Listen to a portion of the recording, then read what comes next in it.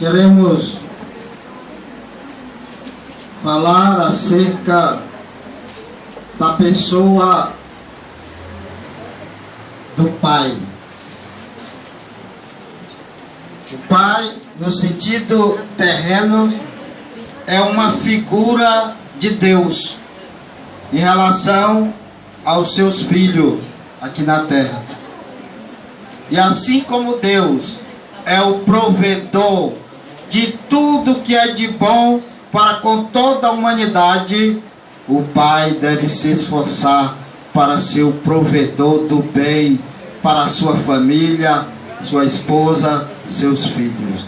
Quando alguém que assume a responsabilidade de casar, de constituir família, de ser pai, tem que buscar o conhecimento da pessoa de Deus para que possa imitá-lo na condução da sua família.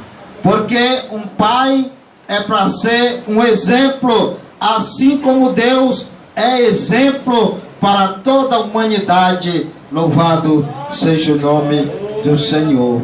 Quando Jesus falava acerca do casamento,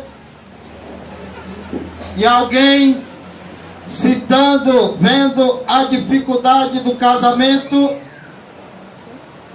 de uma certa forma quis dizer para Cristo que não valia a pena o homem casar-se, ou que não valia a pena o homem constituir família. E Jesus disse que esse privilégio Deus não dá para todos, não. É para aqueles que Deus determinou. Jesus disse que há eunucos de nascença e há aqueles que se fazem eunucos. Então, meu amigo, meu irmão, se Deus lhe escolheu para ser pai, sinta-se honrado por Ele. Aleluia! Porque Ele olhou para você e disse: é esse aí mesmo, é esse, é você que eu quero que assuma uma responsabilidade, que seja um exemplo para a sua família, para o seu filho. Ser pai é uma tarefa, humanamente falando, difícil para muitos, fácil para outros, e muitos consideram até uma tarefa muito complicada. Mas o homem que tem no seu interior o conhecimento da pessoa do nosso Deus, aleluia, para ele não é difícil ser pai, porque ele tem um exemplo para seguir. Ele tem o exemplo de como Deus cuidou dele desde a sua tenra infância até a sua idade adulta, não deixando faltar o oxigênio, não deixando faltar o alimento por muitos dias, porque se faltar a pessoa morre, né? Pode até faltar um dia, 2, 3, 4, mas se você chegou a essa idade que você está, é porque Deus concedeu a você alimento para que você se alimente e crescesse e assumisse a idade de adulto. Às vezes, nós, na nossa ignorância, acreditamos que nós somos aqueles que devemos receber todo o mérito pela nossa trajetória de vida.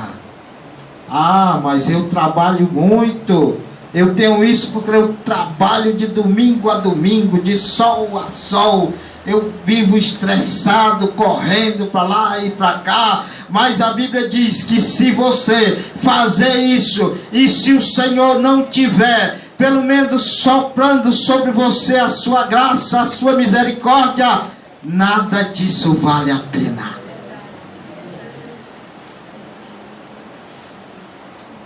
Deus é quem nos provê de todo o bem.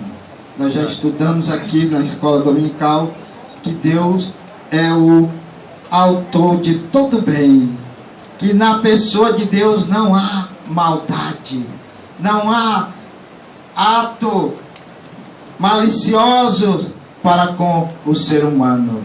Deus é bom na sua essência e tem cuidado de cada um de nós diuturnamente. Vocês já imaginaram quantas e quantas vezes o Senhor tem nos livrado da morte? Quantas e quantas pessoas morrem todos os dias? E Deus tem preservado você, amigo. Tem preservado a mim. Tem preservado a todos nós que aqui estamos. Por quê? Porque Ele tem algo especial para realizar na vida de cada um de nós. O desejo de Deus é que cada um seja ricamente abençoado por Ele, e em especial os pais de família. Se você é um pai de família, procure seguir o exemplo de Deus, como Ele opera para com a humanidade. Trabalhe em favor da sua casa, da sua família, provendo não somente alimentos, mas provendo amor, alegria, tudo aquilo que Deus quer que habite na vida do ser humano. Deus não se compraz em ver alguém triste. Deus não tem prazer na vida de alguém que despreza o seu exemplo.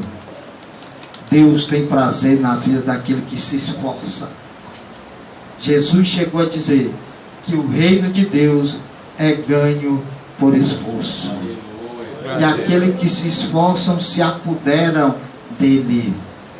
E este é o desejo de Deus, que em especial todas as famílias da terra sejam abençoadas por Ele. Quando Deus chamou Abraão, disse para ele uma seguinte promessa: em ti serão abençoadas todas as famílias da terra. Aleluia!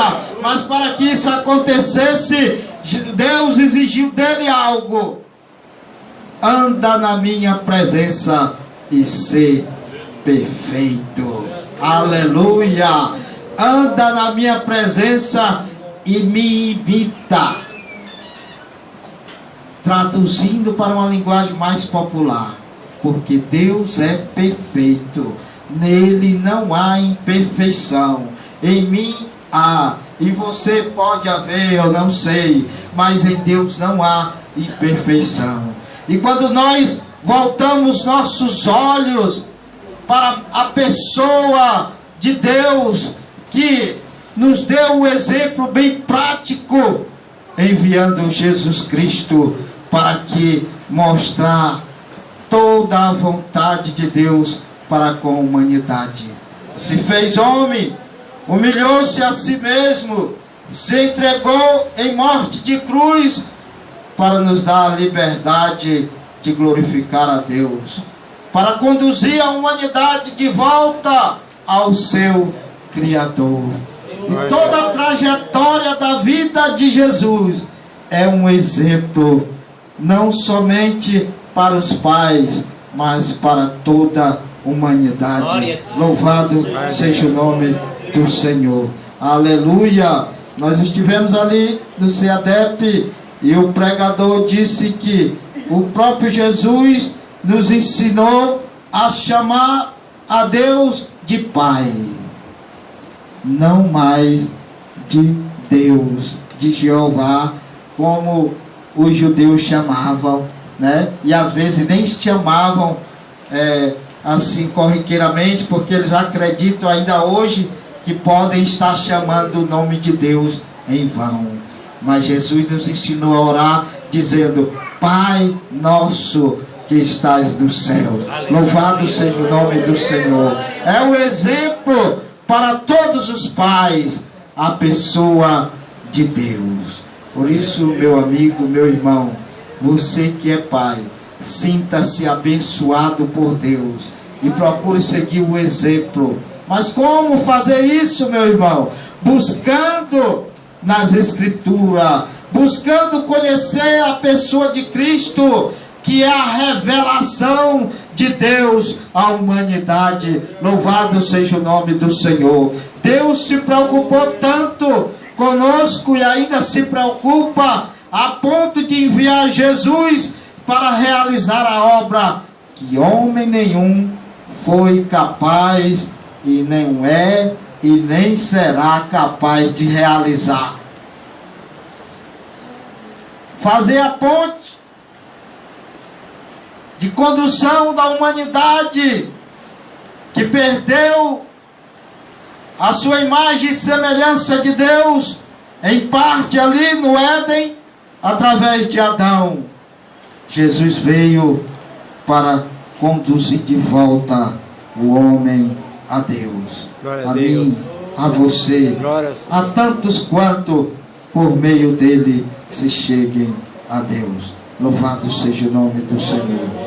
No texto bíblico que lemos, narra a história de algo que aconteceu no princípio da igreja.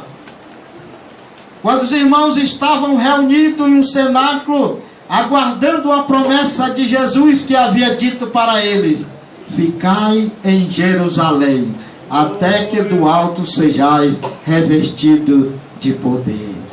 E a Bíblia registra no livro de Atos que eles se reuniam todos os dias no cenáculo para orar, para buscar a presença de Deus, na expectativa de receber a promessa. E num dado dia, o dia que nós comemoramos como o dia de Pentecostes, porque ali o Senhor desceu, fez descer sobre eles a promessa que havia dito, e os encheu de poder dos céus, de maneira que as pessoas que estavam ali próximo ao cenáculo foram impactadas pelo barulho que fora realizado pelos irmãos, e o povo afluiu para ver o que estava acontecendo, e muitos diziam: eles estão bêbados, e outros resmungavam.